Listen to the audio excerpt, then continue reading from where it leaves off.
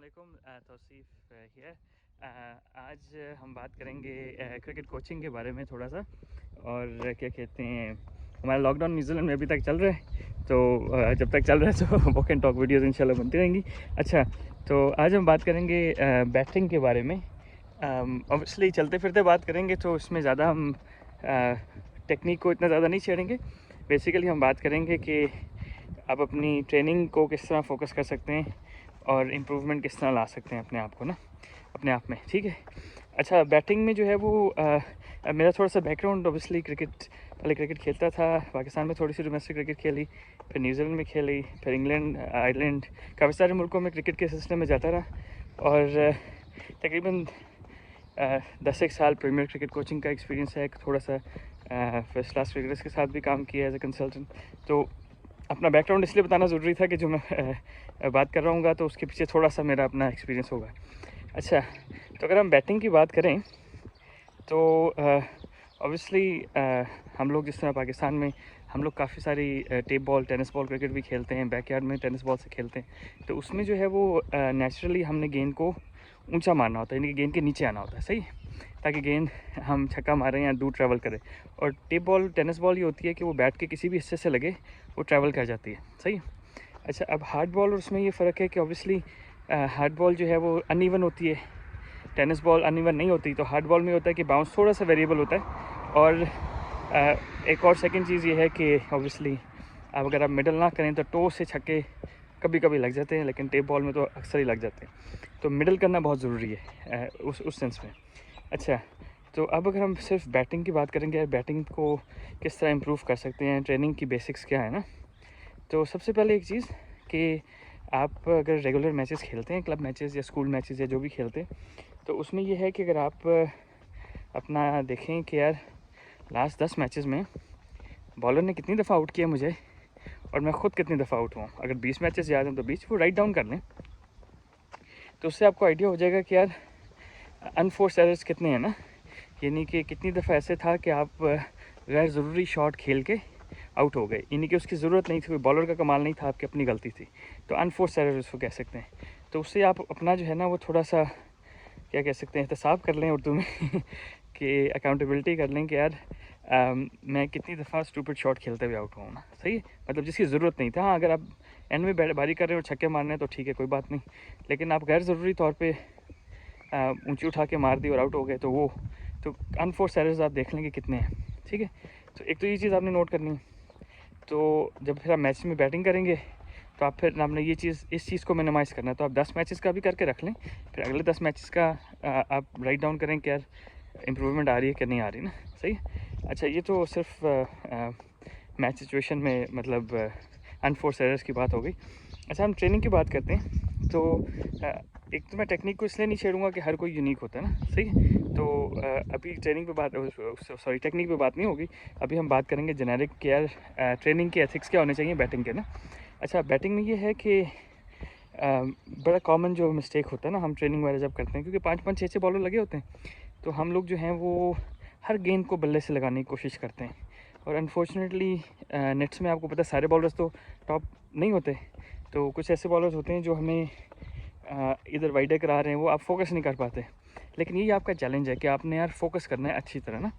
और इसको आप जिस भी तरह समझ लें कि आपने जो है वो लूज़ शॉट्स नहीं खेलने, और आपने कोशिश करें कि यार ट्रेनिंग में ना बॉल लीव करें। वो इसलिए मैं कह रहा हूँ कि अगर बहुत छठे सातवें ऑफ स्टंप से बहुत बाहर बॉल है जो नॉर्मली आपको नहीं खेलना चाहिए, अगर आप उसको खेलते हैं तो it becomes you are developing a muscle memory. और फिर होता ये है कि जब आप मैच में खेल रहे होते हैं तो आप बिला वजह ना चाहते हुए भी क्या कहते हैं उसको आप बाइट से ना खेल लेते हैं, चेस कर लेते हैं। तो बेसिकली आप मसल मेमोरी आपने डेवलप करनी है इस तरह कि आपने बाहर का बॉल छोड़ना है, जो बॉल आप मार सकते हैं उसके ऊपर जाके बैक फुट मूव करके मार दें, लेकिन फुलिश शॉट्स ना खेलें। तो फुलिश शॉट्स इसमें कि ट्रेनिंग में आप कभी भी शुगल ना लगाएं। ठीक है, शुगल के लिए आप क्या करें कि आपने कुछ शॉट्स क्रिएट करनी है ना, अपनी शॉट्स इंप्रूव करनी है, तो उसके लिए थ्रो डाउन्स लें, उन शॉट्स की प्रैक्टिस पहले करें। फिर ट्रेनिंग में एक फ़ेज़ रख लें कि यार इसमें मैंने इनोवेशन करनी है ना, मैंने रैम्प शॉट खेलनी है, रिवर्स स्वीप खेलनी है, पैडल स्वीप खेलनी है। ठीक है, जो भी शॉट आपने प्रैक्टिस करनी है वो करें। लेकिन जब आपको बॉलर्स करा रहे हों और आप फोकस कर रहे हैं, जो फोकस ट्रेनिंग है ना, उसमें आपने इसी तरह करना है कि आपने मैच के हिसाब से, आप समझे आप मैच में खेल रहे हैं, और लिटरली अगर आप ना हर ट्रेनिंग में इस तरह जाएँ, अगर एटलीस्ट हफ्ते में 2 दिन इस तरह जाएँ कि जैसे ही आप आउट हो गए आपने बाहर आ जाना है। मतलब मैं अगर कोई प्रीमियर क्रिकेट की भी ट्रेनिंग कभी रन करता था तो उसमें हम कभी ये करते थे कि यार आउट इज़ आउट ना, हमारे यहाँ तो 2 ट्रेनिंग्स होती हैं, 2 में से एक आउट तो आउट, तो उसमें फिर ये होता था कि प्लेयर्स ने ना अपनी फोकस थोड़ा सा बेहतर रखते थे, और इवेंचुअली फिर मैच में जो है ना वो आप अपनी विकेट को ज़्यादा प्रोटेक्ट करते हैं और फिर लंबी बारी करने की कोशिश करते हैं, और that makes you a successful person as a batsman anyways. अच्छा, अब एक तो ये हो गया कि आपने हर बॉल को नहीं चेस करना और हर बॉल को उठा के नहीं मारना, आपने आराम से अपना सिलेक्शन करनी है शॉट्स की और सब कुछ। अच्छा, दूसरी चीज़ है, अगर आप कोई शॉट डेवलप करना चाह रहे हैं ना, तो आपको चाहिए वॉल्यूम। वॉल्यूम का मतलब है कि आप 100 गेंदें उस डायरेक्शन में हिट करें, उस लेंथ उसी बॉल पे ना, तो वो थोड़ा उसमें कोई आपको एक बंदा और करा सकता है। अच्छा, अब उसमें ये है कि वॉल्यूम में आप अपने आप को इतना पक्का कर लें कि जब आप ट्रेनिंग में वो चीज़ प्रैक्टिस करें अगेंस्ट बॉलर्स, तो आपकी एग्जीक्यूशन हो ना। काफ़ी दफ़ा हमने देखा है कि, क्योंकि मैं काफ़ी बच्चों एज ग्रुप के साथ यहाँ पे भी कोचिंग करता रहा हूँ, कि वो शॉट कभी बच्चे ने खेली नहीं होगी, मैच में ट्राई कर रहे हैं, मतलब तो दैट इज़ इनसेन ना। मैच में आपने वही शॉट्स खेल सकते हैं आप जो कंट्रोल आपको नहीं पे होगा, जो आप खेल चुके हैं ना पहले। तो इनोवेशन मैच में कोशिश करेंगे ना, ट्राई करें, और अनफोर्स एरर मिनिमाइज़ कर लेना इस तरह। अच्छा, और क्या चीज़ें जो है ना मिसिंग है, अगर मेरा एक्सपीरियंस जो पाकिस्तान में है ना, मुझे नहीं याद पड़ता कि हमने ज़्यादा कभी महीने में एक आध कभी कर लिया रनिंग बिटवीन द विकेट की प्रैक्टिस की हो, और ये बहुत इंपॉर्टेंट है पैड्स के साथ रनिंग करना है, बल्कि पैड्स के साथ स्प्रिंटिंग करना। अच्छा, अब एक छोटी सी चीज़ है जो मैं काफ़ी बच्चों को एडवाइस करता हूँ, आप लोग भी कर सकते हैं, वो ये है कि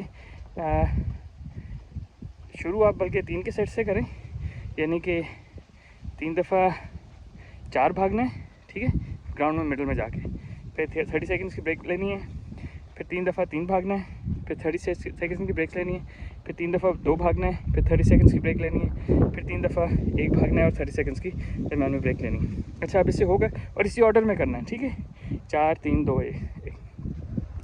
अच्छा, अगर आप 3 का सेट करेंगे ना, यानी कि 3 दफ़ा भागेंगे, तो ये आपने भाग के 30 रन बना लिए, ठीक है। तो मतलब ज़्यादातर जो मैं अपने टाइम में करता रहूँ तो मैं 4 या 5 करता रहूँ, ठीक है। अगर आपने 50 रन भाग के बना लिए हैं ना 20 मिनट में, तो फिर आपको मैच में अगर आप 100 भी करते हैं ना, तो स्पेशली पाकिस्तान वाले के ग्राउंड जो मैं वाकिफ़ हूँ, आपको भाग के 50 से ज़्यादा रन नहीं बनाने पड़ेंगे, बाकी तो आपने बाउंड्रीज मार देंगे ना। तो ये बड़ा इंपॉर्टेंट है, क्योंकि जो रनिंग बिटवीन द विकेट है ना बैट्स के साथ प्रैक्टिस उसकी, वो बहुत ज़रूरी इसलिए है कि जब आपको कॉन्फिडेंस आ जाता है कि यार हाँ मैं भागता रहा हूँ ना। ये ज़रूर लोग करते हैं कि नेट्स में यार 2-4 बॉलर्स के बाद आप बैट्समैन को स्वैप कर लेते हैं, लेकिन एक्चुअल एक्टिव एग्रेसिव रनिंग जो है ना उसकी बहुत ज़्यादा ज़रूरत है मेरे हिसाब में ना, क्योंकि आपको इन दी एंड अगर आप लंबी गेम खेल रहे हैं तो आपको जो है ना वो स्प्रिंट आपकी जान होनी चाहिए, क्योंकि अदरवाइज़ जो है ना वो मैंने देखा है काफ़ी पाकिस्तानी प्लेयर्स थे हमारे टाइम में, सही दिन में बहुत बड़े प्लेयर थे, लेकिन यार यकीन करें मेरे हिसाब से काफ़ी दफ़ा वो सेंचुरी के बाद खुद ही विकेट दे के आ जाते थे, वो थक जाते थे या जो भी था, मतलब कंसंट्रेशन लूज़ कर जाता। हालांकि वो कैलिबर में ब्रायन लारा और तेंदुलकर से कम नहीं थे मेरे हिसाब में, लेकिन ब्रायन लारा और तेंदुलकर जो थे ना वो 100 के बाद भी करते रहते थे बड़े इनिंग ना।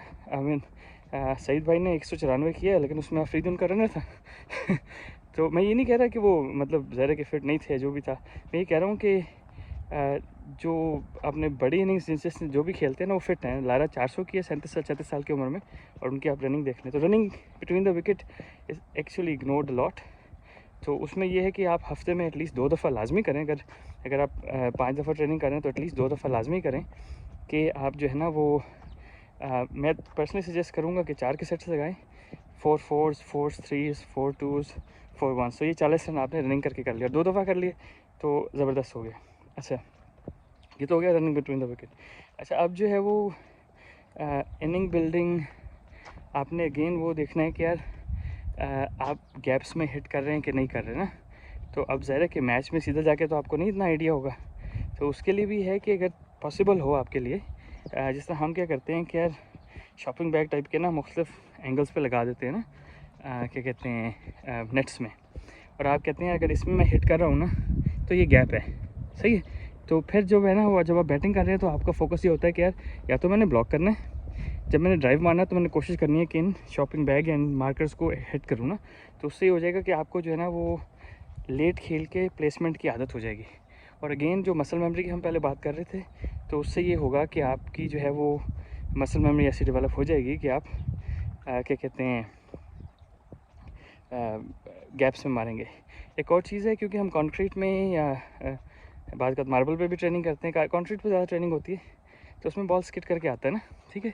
तो उसमें ये होता है कि बॉल हम थोड़ा सा दूर से भी खेल रहे हैं, ऑन दी आप भी खेल रहे हैं, तो मसला नहीं है। लेकिन जब हम ग्रास पे खेलते हैं या फिर हम खेलते हैं इसके ऊपर मट्टी के विकेट के ऊपर होते हैं, क्योंकि बॉल तो परफेक्ट नहीं होता, बॉल तो थोड़ा सा सीम निकला होता है और थोड़ा सा शेप परफेक्ट नहीं होता ना, तो उसमें होता है कि जब वो सीमेंट पे पड़ता है तो तंग नहीं करता, वो पड़ के उसी स्पीड से आता है। लेकिन जब वो घास पे पड़ता है या फिर जब वो मिट्टी पे पड़ता है तो थोड़ा सा रुक के आता है। अब जब आप ऑन दी आप खेल रहे हैं ना दूर से, तो वो लगती नहीं है, सही है। और बहुत सारे हमारे जो, मैं अपनी भी बात करूँगा, जब मैं पाकिस्तान में खेलता था हमारे साथ अक्सर ही होता था कि जब हम ड्राइव मारे होते थे तो ऊंचा विकेट में से फंस के ऊंचा निकल जाता था, और हम यही कहते थे यार विकेट थोड़ा सा स्लो है ना। हालांकि विकेट शायद स्लो हो भी, लेकिन हमारी गलती उसमें ये होती थी कि हम उसको दूर से खेलते थे ना, नेट्स में दूर से खेल के लंबा ड्राइव मार दिया, ये कर दिया, तो उसकी आदत हो जाती थी, मसल मेमोरी हो जाती थी। मैच में भी उसी तरह ना थ्रू द लाइन हमने खेल दिया और बॉल थोड़ा सा फंस गया या हिल गया, ऊंचा लग गया ना, मतलब ये नहीं कि आप ऑन दी आप खेल रहे हैं लेकिन थोड़ा सा दूर से खेल रहे हैं। तो उसमें ये चीज़ है कि अगर आपके लिए पॉसिबल हो तो कोशिश करेंगे जब आप सीमेंट वाले पे भी खेल रहे हैं तो जितना सर के नीचे खेलें ना, यानी कि ड्राइव भी मारना ना ज़ोर से, तो कोशिश करें कि इनटू द विकेट मारें, यानी कि जहाँ पे आपका कांटेक्ट हो रहा है ना बैट का, वहाँ से नीचे जाए बॉल ना फ़ौरन, और ज़ोर से मारें ना, इनटू द ग्राउंड ज़ोर से मारें। जितना इनटू द ग्राउंड आप ज़ोर से मारेंगे इसका मतलब है कि आप बॉल के उतने ऊपर हैं, और जितने बॉल के ऊपर हैं ज़्यादा उतने करीब हैं, उतना कंट्रोल ज़्यादा है।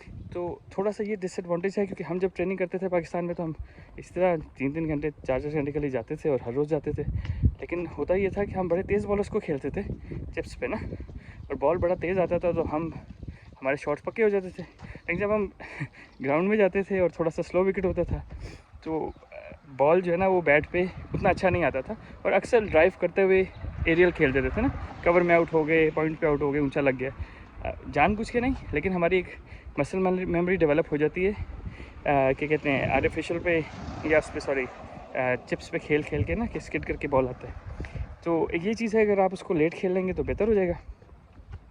बाकी जो है वो एक और चीज़ मैं लाजमी बताना चाहूँगा, कोशिश करें कि यार आप किसी को कॉपी ना करें। कॉपी मतलब ये कि किसी का बैटिंग स्टाइल कॉपी ना करें, किसी की क्या कहते हैं मतलब शॉट्स कॉपी करने की कोशिश ना करें। आप ये ज़रूर कॉपी करें कि यार वो कितना देर खेल रहे हैं, तो बारिश शुरू हो गई, अच्छा।